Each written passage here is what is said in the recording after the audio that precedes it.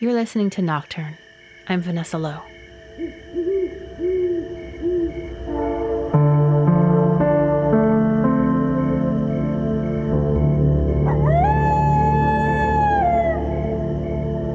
The sound of night can take many forms. It can be crickets chirping, owls hooting, or... Yeah, that's a person making that noise, but it was the sound of death.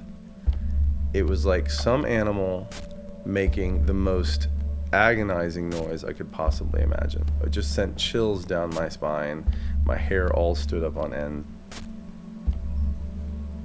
My name is Eduardo Morell, and I am a bread baker. I have been for about 13 years now. I have my own business called Morell's Bread. Pretty simple. Everybody knows what a bread baker is. Well, Eduardo is an artisanal baker. He makes beautiful, hearty bread and sells it at farmers markets and stores. He's friendly, warm, and outgoing with curly black hair and a salt and pepper beard. Think part romantic artist and part lumberjack. Eduardo is the resident baker at an art center in the hills of coastal Northern California. Headlands Center for the Arts is located in the Marin Headlands here in California, in the Bay Area. It's the very first thing you come to when you leave San Francisco, across the Golden Gate Bridge. There's the Marin Headlands. It's right there. And you take an exit as if you're going to Sausalito, but the Headlands is to the west on the ocean. And you either go up over a hill or you go through a tunnel to get into there. But once you get into there, it's like you're hours away from San Francisco or any kind of major metropolitan area. Back in the 1890s, the Marin Headlands was developed as a military site to protect the San Francisco Bay. The National Park Service took over the area in the 1970s and invited nonprofits to restore the buildings and take up residence. Thus, the Headlands Center for the Arts came into being, creating a space for artists to work together in an unbelievably beautiful setting in the coastal wilderness. It's an artist in residency program. They basically grant residencies. People apply and they get anywhere from 2 weeks to maybe 3 months long residencies. And they come and they live there, they have a studio, and they get fed dinner 5 nights a week. I recently visited the art center. Driving through the one-lane tunnel under a mountain felt like passing through a gateway into a land out of time. The restored military buildings are like an outpost on the edge of the world.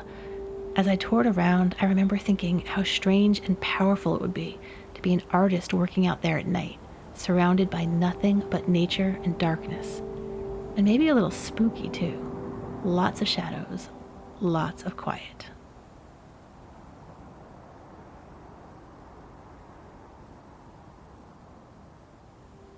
Eduardo was extremely drawn to this beautiful, isolated place. Before I was a baker, I was in filmmaking. I went out there for a volunteer dinner once, and I met the chef, Jessica Prentice, and I started volunteering because I just wanted to work in that kitchen and be in the Headlands, and just one thing led to another, and I eventually ended up becoming a baker there, and then starting my own business.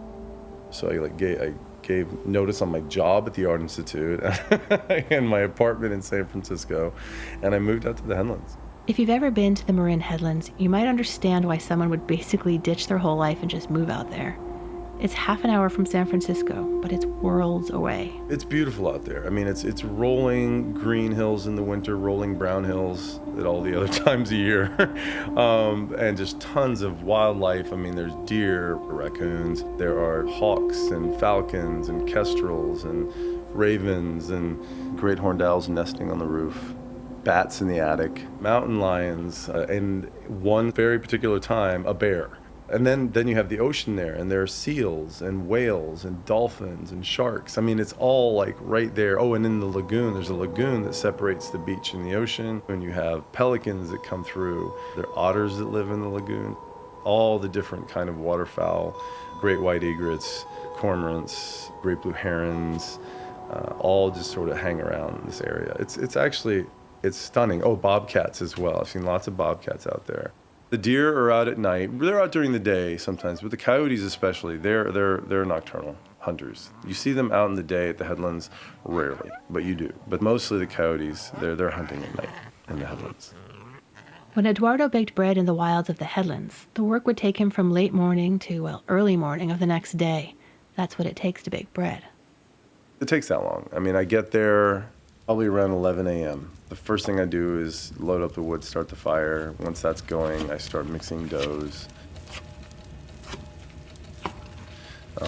And I have so much bread to do that once I'm finished mixing the last batch of dough, the first batch is ready to be shaped. So then you go through shaping, cutting and shaping the bread. And then that has a period of needing to rise, but usually by the time I'm finished shaping the last loaves, the first loaves are ready to go into the oven. And this is all hours long process, 14 hours maybe, because the dough in a bulk form takes about 3.5 hours rising. Then when it's shaped, it takes another 3.5 hours. There's constantly stuff to do. It's like there's never, and there's like a tiny break to have some dinner, One thing about being a baker is that you're up at night. And in the 10 years he baked in the Marin Headlands, Eduardo saw a lot of things at night. When you ask for nighttime stories and from the Headlands, I mean, my response is, how much time have you got? Because I have got some crazy stories. Some of them are weird, some of them are just fascinating, and some of them are just, what the fuck is going on? He does have some doozies. There's the one about the porn shoot that he came across in the tunnel leaving the Headlands, but that's maybe for another time. This story comes in 2 parts. Part 1 is sort of a preamble or a foreshadowing. This one might be called What the Baker Heard. Literally, I was packing up to go home. So I had finished cleaning the kitchen and everything, and I was just putting bread in the truck and was probably 10 minutes away from driving out. But at that time, it was probably around 2:30 in the morning. I was packing up and I just heard this noise. Which brings us back to the sound of death. You know you want to hear it again. It was something along the lines of... It was coming from across the road, and there's like some trees. And I looked over there, and then I saw all the bushes and shrubs were all shaking and stuff, and the noise kept on happening, and then all of a sudden it was silent.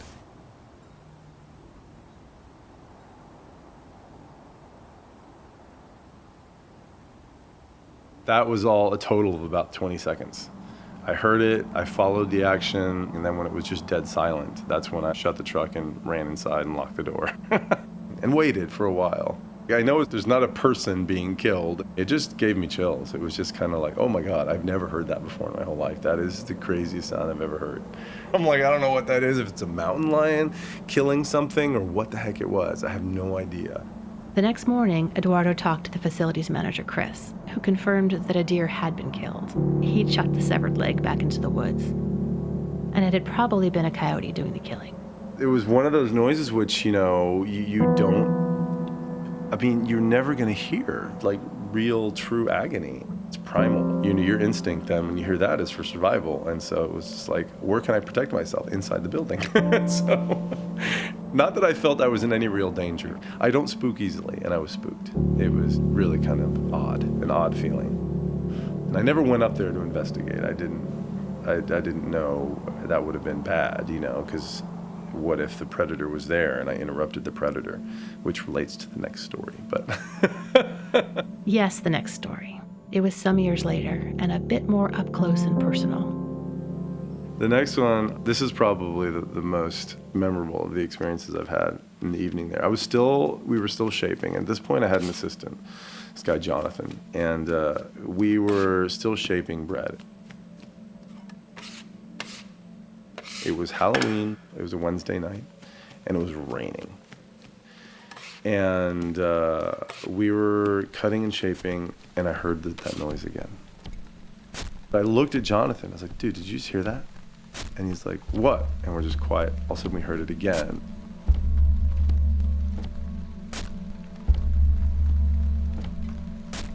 And I hadn't quite made the connection yet to what had happened 5 or 6 years previous. And initially I thought, oh, this is some of the artists, it's Halloween. They're messing with us. They're outside, they're making like ghost noises or zombie noises or what have you. And then I knew it was coming from outside, so I stepped outside to see what was going on, and the rain's coming down. I sort of look up the steps, I don't see anything, and then I turn and I look, and then 6 feet in front of me, right on the street, on the asphalt, there's a coyote in the process of killing a deer.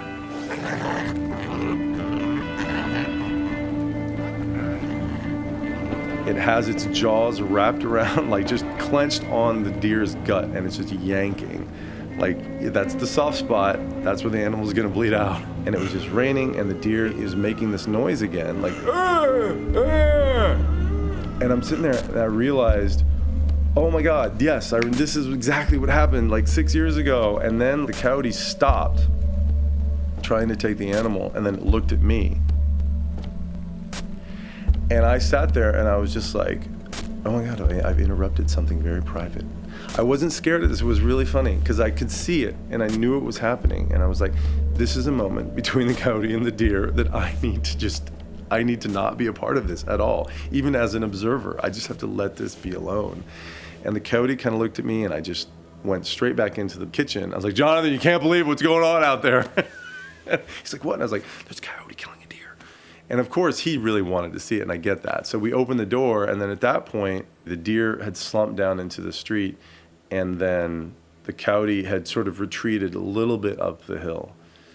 And then I was like, Jonathan, we have to let this go. We just have to let this be. We have to let the coyote do its thing. It's doing what it has to do. It's surviving. So we went back in. We just went back to cutting and shaping bread.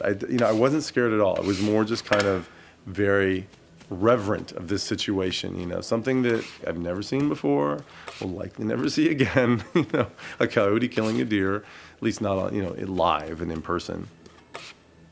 And so we were cutting and shaping, we were doing the things. And then probably about, 20, 30 minutes later, I was just like, I'm just gonna go out and see what's going on.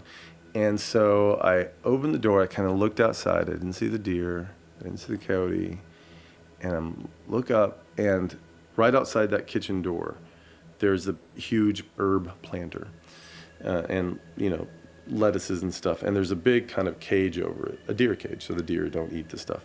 And so I was kind of having to look through that cage, and then I'm looking, and then up on the hill, I see the coyote. He's probably about maybe 50 feet away on the hill, looking straight down at me. And I was just like, what's going on? And the deer's not around, and I'm stepping to the right, stepping to the right, stepping to the right, and then I just stop because in my periphery caught sight of something. When I look down, and right next to my foot is the carcass of the deer with guts hanging out and its neck kind of twisted very grotesquely. And at that moment, I put two and two together, that when I stepped outside, interrupted the coyote, not on purpose. The coyote kind of backed off, and the deer was like trying to crawl away to some kind of safety. When I step out of the kitchen, I'm kind of in this little well, as it were, and the street is actually at about, chin level for me or so, or chest level. And it got to that ledge and fell over the ledge from the street, and it hit the ground and broke its neck and died right there. And so I sat there and I looked at this thing. I was just like, oh, geez, what do I do about this situation? Is there anything to do about this situation? I went back in, I was like, Jonathan, okay, here's what happened. The deer's outside is dead, but it's right down here in the well. I don't think that coyote's ever gonna come down and finish what it's doing. And so Jonathan and I, we start shaping bread again. And I was like, Jonathan, we're gonna have to take this deer back up to the coyote. And he was like, what do you mean? We can't do that. And I was like, no, you see, I am not leaving this deer here. I got to take this thing to the coyote. I have to give it back to the coyote. My actions took the deer away from the coyote, and I have to give it back. And I felt terrible. I felt so bad that I had interrupted. And Jonathan did too. This was all very matter of fact. This was just kind of just like, this is what we got to do. I did the egregious act. I interrupted this coyote in the process of its survival and scared it away. Because coyotes really they're frightened of people. The only coyotes that are okay with people are the ones that, unfortunately, people have fed treats and stuff like that. Oh, it's such a cute little coyote. That thing will rip your hand off if it has a chance. So don't feed it your freaking beef jerky. I've seen people do that. But mostly the coyotes will stay away from people. So if you ever encounter one, they skitter away as quickly as they can. So I said, all right, let's just get on some gloves and let's just pick this thing up and let's just take it up the hill to Cody. Jonathan's like, I don't want to do that. And I'm like, dude, I can't carry that thing by myself. I mean, it probably weighs a good, over 100 pounds. I got to get up that hill. I can't do that without you. And he was just like, okay, fine. So we both put on some gloves and we went out. I took the 2 front legs in my hand. He took the 2 back legs. And with the 2 of us, it wasn't that heavy. But, we had to hold on to it with both hands because it was wet and it was kind of slippery. But then once we cross the road and start walking up the hill, we're just getting up there. It's muddy. We're kind of slippery. The deer is getting heavy. The coyote had never moved. So we were now only about 20 feet from the coyote. And so I was like, all right, Jonathan, we're just going to have to throw this as far away from us as possible and just give it to the coyote. So we sat there, we found good footing, and we just did the whole 1, 2, heave ho. And then we threw, and then the deer flew up and then landed maybe, 6 feet away from us. We couldn't throw it that far. And I just looked at the coyote who was looking straight at me. And I was just like, here you go, dude. I am so sorry that we interrupted you earlier. And then we went back to work. And we finished up the day, finished up the bake, and I had to go down because there were some guts and stuff that had fallen out, and so I had to clean those up so people didn't encounter that. And it was raining. The eaves of the building do protect that well a little bit, so there was still some blood on the concrete, and so I grabbed the hose and I washed all the blood down the drain. And I made sure the street didn't have any organs or anything lying in there, and so I cleaned that up. And then we just went back to scrubbed my hands really well, and then went back to work.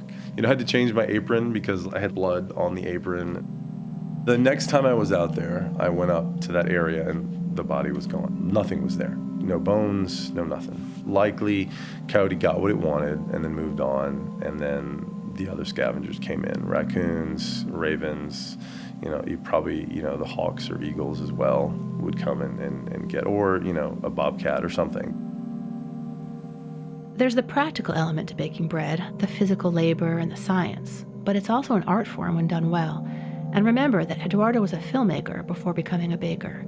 So it's not surprising that he's paying attention to the larger story, the motivations of the characters, if you will.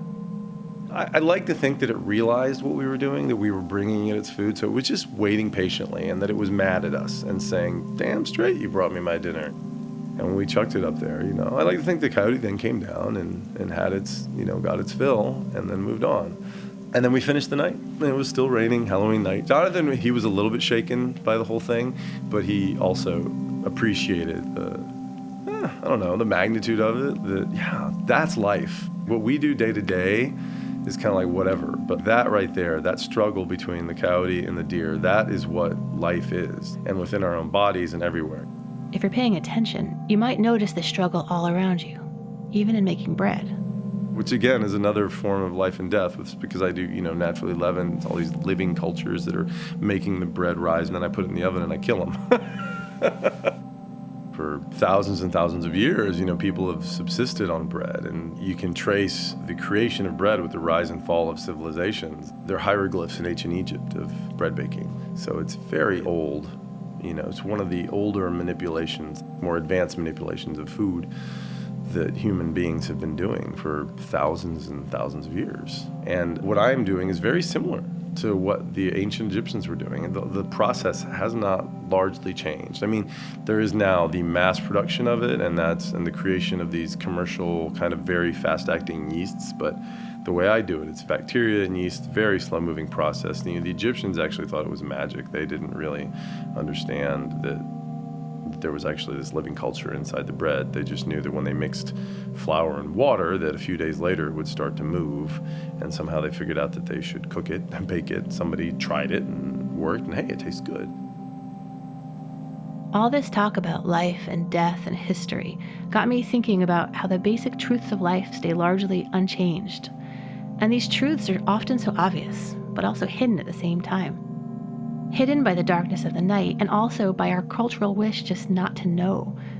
In a time when we do everything we can to protect ourselves from the knowledge of death, who might help keep us connected to the rightness of it, to the naturalness of it? Eduardo would never take himself this seriously, but really, who better than a baker? Someone who understands and respects the connection between yeast and the killing of a deer. When I saw that there, I realized that while I'm connected to it, I had no business being there. It was definitely one of a few moments where you realize that we're a part of this bigger natural world that is so much older than we are. And these animals deal with life and death every single day, and that's what they do. It's just nature. This is the circle of life. This is what's happening here in the Headlands and in our lives, and it's just we as people don't get to witness it very often like that. It's true, we don't anymore. Part of what's hidden in the darkness is true wild nature, for better or for worse. I'm usually in bed sleeping in my safe, warm house while life is playing itself out in such dramatic ways. Every once in a while, I catch something surprising, a coyote crossing a rural road, a barn owl in my backyard. But it's a thrill to know that the night still holds a world so raw and primal, and that maybe if I'm in the right place at the right time and I'm paying attention, I'll see something amazing.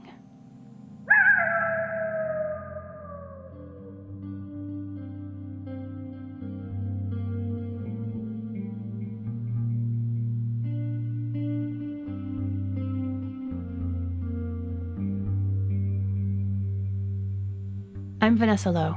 Nocturne is produced by me and was created by myself and Kent Sparling, who also composed the theme music. You can find more information, including about the music in this episode, at nocturnepodcast.org. That's Nocturne with an E at the end. You can listen and subscribe on iTunes, and while you're there, maybe write a review. And if you have a night story you'd like to share, please email us at hello@nocturnepodcast.org.